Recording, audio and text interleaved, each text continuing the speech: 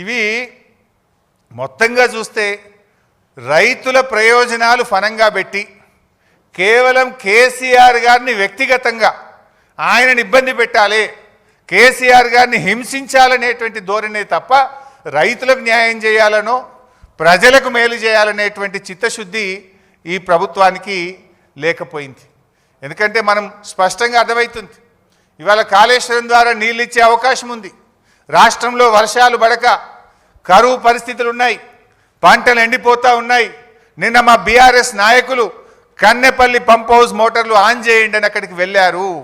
మోటార్లు ఆన్ చేసే అవకాశం ఉంది, నీళ్ళు ఇచ్చే అవకాశం ఉన్నా కూడా ఈరోజు కావాలనే రేవంత్ రెడ్డి గారు ఈరోజు నీళ్ళు ఇవ్వకుండా రైతుల్ని ఇబ్బంది పెడుతున్నటువంటి పరిస్థితి ఉంది. మీరు చూస్తే తమ్మిడిహట్టి అని నిన్న చెప్పే ప్రయత్నం చేసిండ్రు. మరి 7 ఏళ్ళు మీరే అధికారంలో ఉన్నారు కదా, 2007 నుంచి 2014 దాకా కాంగ్రెస్ ప్రభుత్వమే అధికారంలో ఉంది కదా, తమ్మిడిహట్టి దగ్గర దమ్మిడి పని కూడా ఎందుకు చేయలేదు? మరి ఇప్పుడు వచ్చి కూడా 2 ఏళ్ళు అవుతుంది, తమ్మిడిహట్టి దగ్గర తట్టెడు మట్టి ఎందుకు ఎత్తలేదు? అసలు తమ్మిడిహట్టి దగ్గర మీరు ఏ బేసిస్లో నిర్ణయించారు?